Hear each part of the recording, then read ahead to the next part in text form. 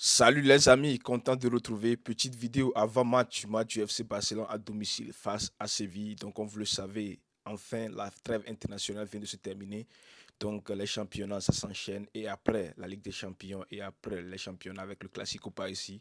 Donc, on est tous hypés parce que ça a fini, la trêve internationale et les championnats commencent. On espère bien que le FC Barcelone va quand même gagner ce match. Donc, dans la vidéo, je vais vous montrer aussi mon 11 type et quelques déclarations d'Hansi Flick et quelques actualités par ici.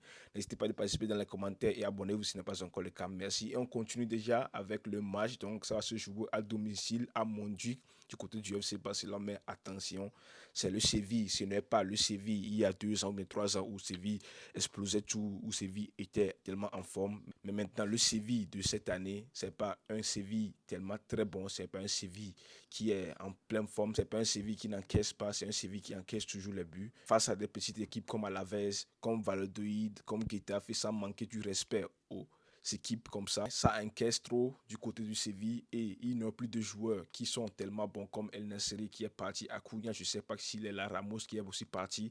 Donc le Séville, il y a manque tellement de bons joueurs et ils ne sont pas actuellement en forme. Donc le FC Barcelone, sur le papier, devrait gagner ce match. Mais c'est le foot, on ne sait pas ce qui va se passer. Et en plus, sans oublier les matchs qui vont s'enchaîner, je vais vous montrer le calendrier chargé du FC Barcelone.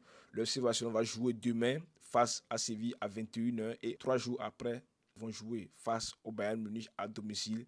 Et 3 jours encore après, ils vont jouer face au Real Madrid chez eux à Santiago Bernabéu. Donc ça sera le Classico. Donc on dirait que dans une semaine, il y a 3 matchs pour le FC Barcelone. Donc attention, attention pour ne pas être blessé. Attention aux joueurs. 3 matchs en 7 jours, c'est quand même compliqué, c'est quand même très chargé. Donc, ils devront quand même faire des rotations face à Séville, mais pas tellement de rotations parce que je ne veux pas voir Cuenca, des Dominguez par ici, le FC Barcelone encaisse et après il perd le match. Non, je veux voir juste 2, 3 joueurs qui doivent se reposer et 8 joueurs qui font partie des 11 types, les gars, titulaire face à cette équipe de Séville. Je ne veux pas de rotation par ici pour que le FC Barcelone perde le match. Non, même s'il y a des Champions League, des classiques par ici, le FC Barcelone doit absolument gagner ce match face à Séville. C'est à domicile.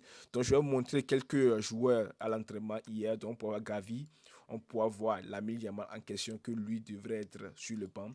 On pourra voir Lewandowski qui était aussi blessé, mais c'est pas trop grave. Il pouvait être aligné face à Séville et Chesney. On pourra voir aussi Pau, Victor. On pourra voir aussi quelques joueurs pour le FC Barcelone, Nico Martinez et Alejandro Balde et le coach Hansi Flick. Et pas surprise, les gars, on pourra voir aussi Ter Stegen qui est en train de s'entraîner déjà.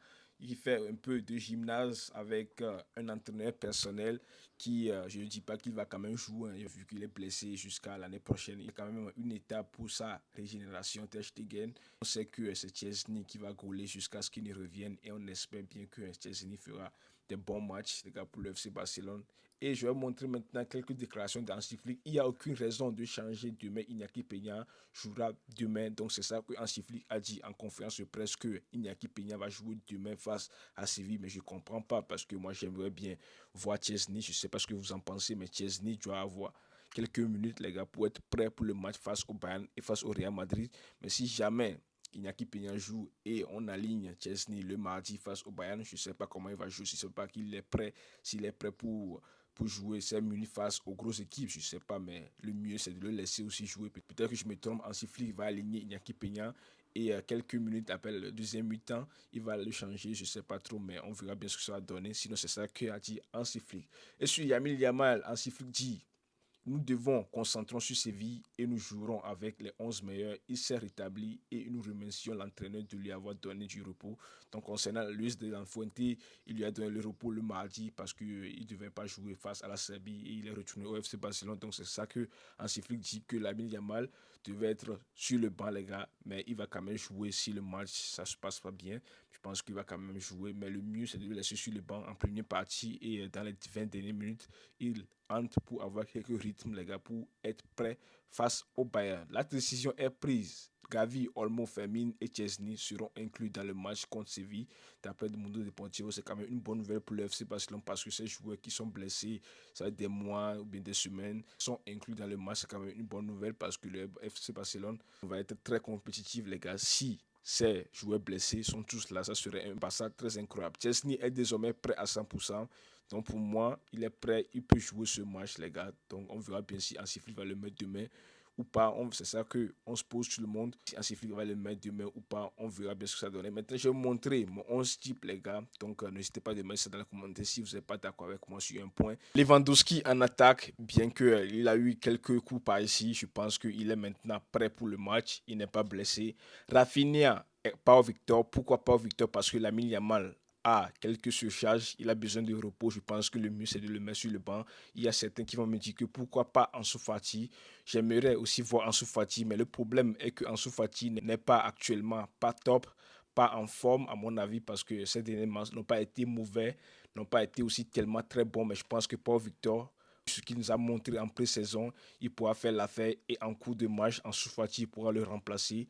Pedri, Eric Garcia, Casado. Pourquoi Eric Garcia et pas Frenkie de Jong? Frenkie de Jong n'est pas encore prêt à mon avis. Il a besoin de rythme par ici et en cours de match, lui aussi pourra faire son entrée. Prêt face au Bayern à 100% et le défense type Balde, Inigo Martinez, Kobasi, Koundé et Chesney. Je ne veux pas de Iñaki Peña, mais l'entraîneur dit qu'il va jouer demain. Mais en cours du match, je pense que Chesney aussi fera son retour et qu'il va jouer aussi quelques minutes, les gars, afin aussi d'être prêt face au Bayern Munich en Ligue des Champions. Koundé aussi pour être sur le banc parce que Hector Ford fera aussi l'affaire. Mais je pense que ce 11 type, les gars, fera l'affaire face au Séville qui encaisse tellement depuis ces derniers temps. Et je vois le FC Barcelone gagner 4 buts à 1.